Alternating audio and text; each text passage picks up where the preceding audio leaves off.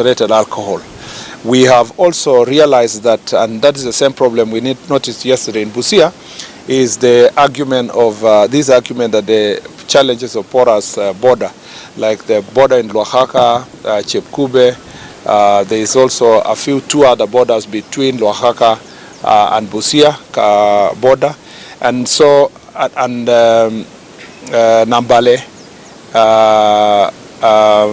So we have that challenge of generally having certain designated areas that vehicles can pass through, and we have no proper presence of the customs and the immigration officers. Again, we are going to sit down to work on this. There has been many promises about Oaxaca border, particularly because there is a government of Uganda presence on the other side, and our presence is very minimal, including the road that we had promised in the Oaxaca side. I'm happy that so far it's been transferred to Kenya.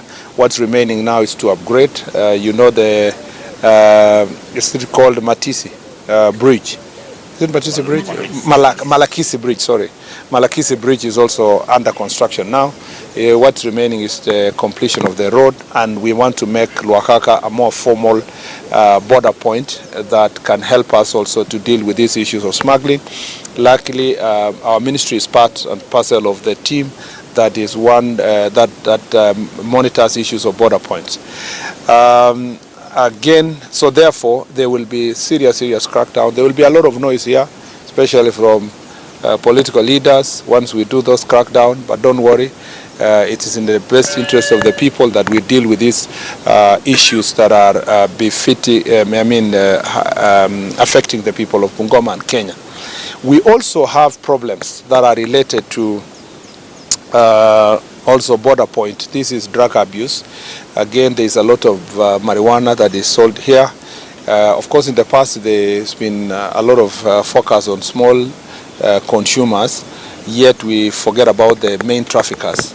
Again, intelligence-led operation shall be intensified in this area, and those big men and women who are engaged in this trade are going to be netted, and the necessary steps shall be taken. I want to appreciate the judiciary in Bungoma. They have been fairly cooperative, and I ask that we continue being cooperating together as all arms of government to get rid of illegal alcohol and these drugs in this region, so that we can protect our population. The other challenge we have in this county is related to the questions of land fraud issues. Again, the officers who are working in the land office here are put on notice. Again, investigations are ongoing. A number of them shall be held accountable for the land fraud cases in this area that are causing other problems, which is basically fueling conflict within families, among communities, and this issue shall be, we are going to be focusing on this issue to deal with it. The other problem we have in Bungoma is related to the challenges faced in Mount Elgon region.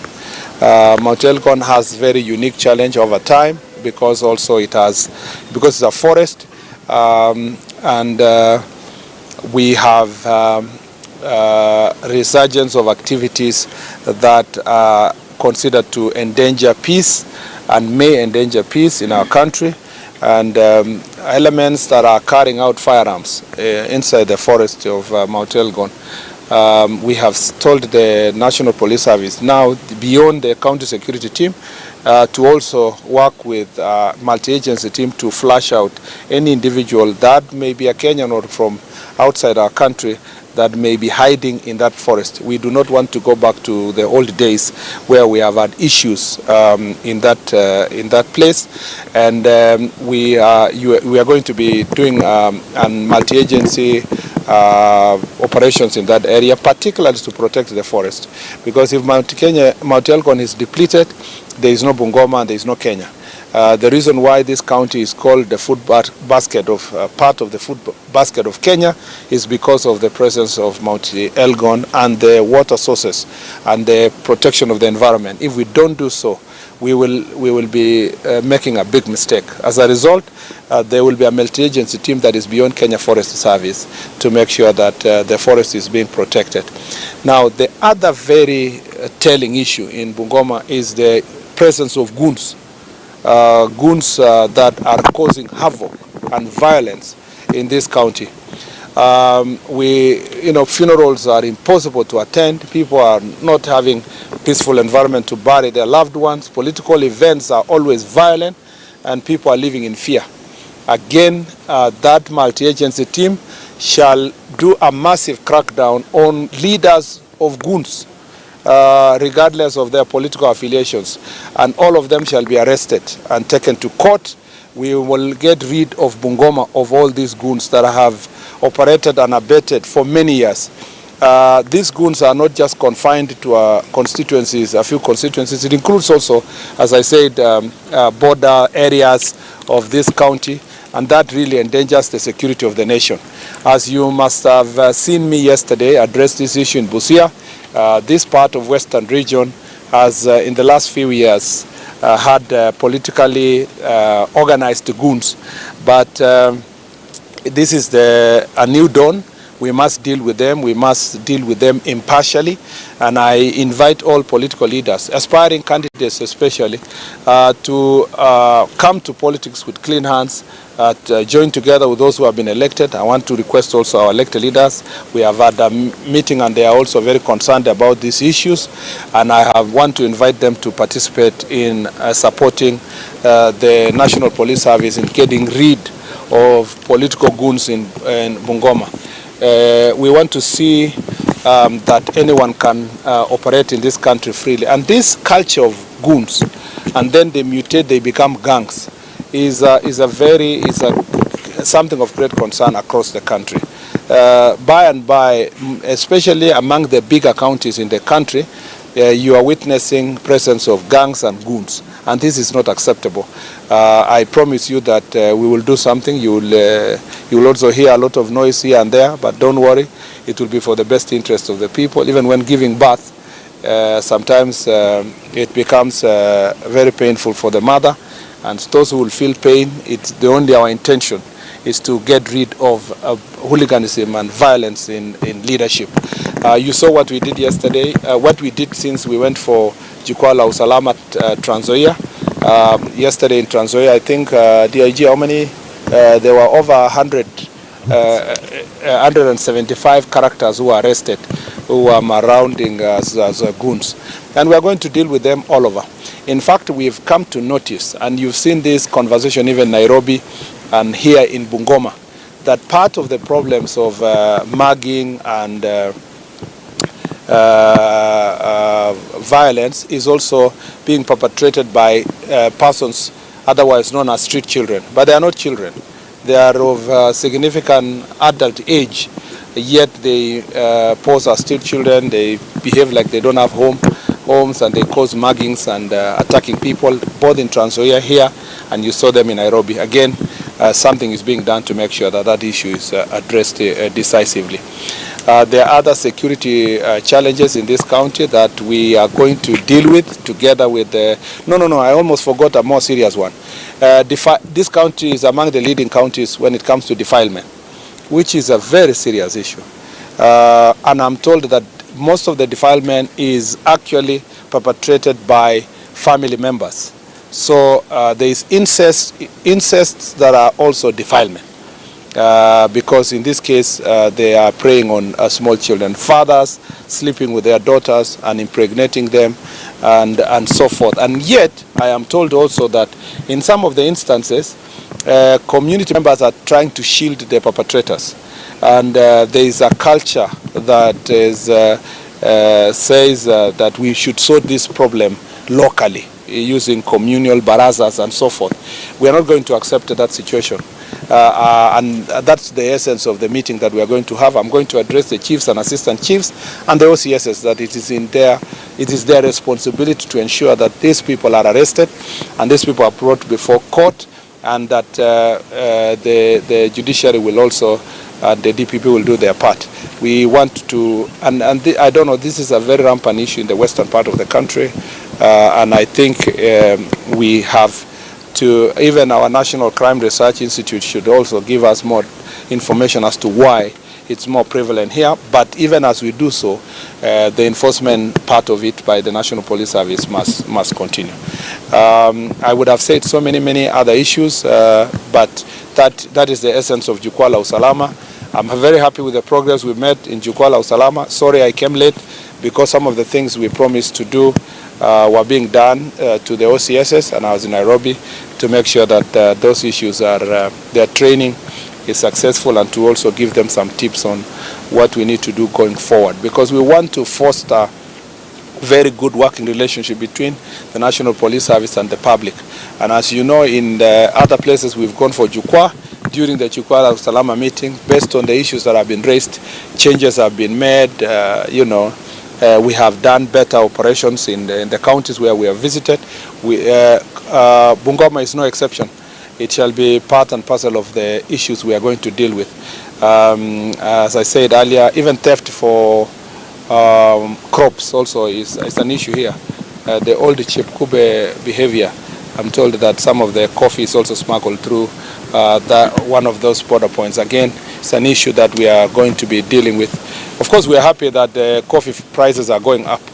That is a positive side. But the negative one is, of course, because it's now a very priced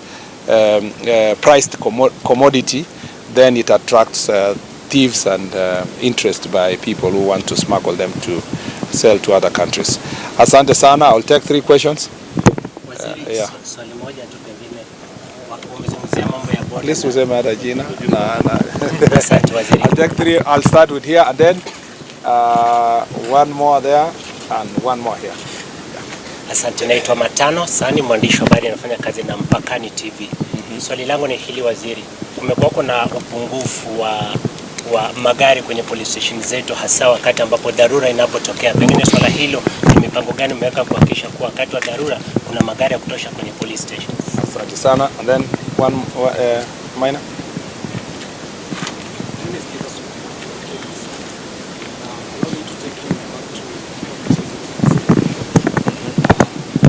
Cases of mugging in Nairobi.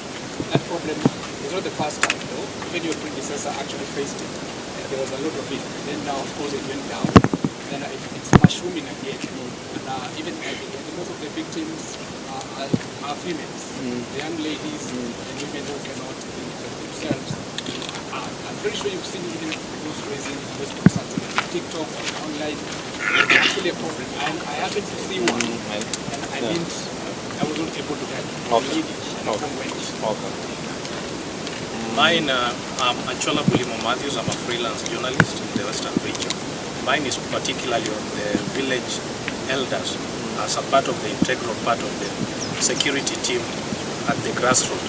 As a Minister of Interior, I know there are plans of collecting draft policies from the grassroots level, getting their views on how you can implement it. So far as a ministry, what is the reach out? Most of those issues you are raising are actually the crux of the meeting. So, and since you will cover the meeting, don't run away. You will hear most of the issues. The first question was in relation to the vehicles. That is a big discussion across the country, and I have addressed it in every other meeting. Procurement is ongoing, not just for the police, for the Ngao officers, and for also our prisons. That procurement is ongoing within the Treasury. It's been delayed a little bit, but we are hoping that we can complete within this year, so that we distribute vehicles to a number of the police stations, leased vehicles. The lease program that started about 10 years ago, most of those vehicles have now run out of their time and their usefulness, so they need to be replaced. And also more police stations have been established, so we need more vehicles, and the procurement process for that leasing is ongoing with Treasury.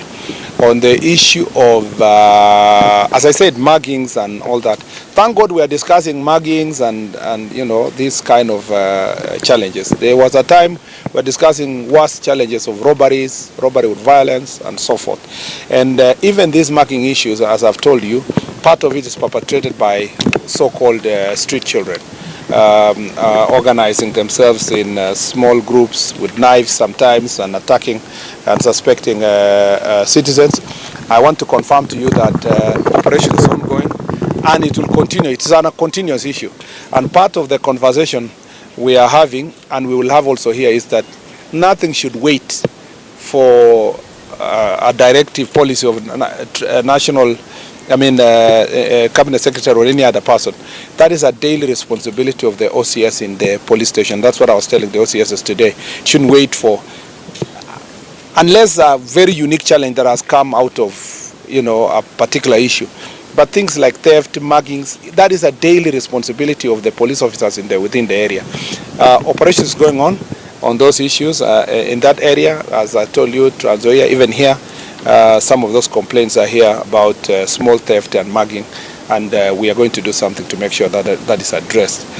Some of them, of course, are underage, but that's not an excuse. Remember when we went to coast for Jukwaa Usalama, there was resurgence of panga boys, but we have now been able to deal with that issue. So we will deal with it. And if there is any weakness in terms of operational command, we will redeploy some of the officers who have the capacity to help and lead in resolving that issue. The last question was on also another common issue, village elders. Village elders issue, we finished the policy just 2 months ago. We have done the CAB memo. It's going to go to cabinet, and then cabinet will give direction on how best we can facilitate the village elders. Remember, we cannot employ them because they are not employable. They are beyond 60 years, some of them older. They don't have specific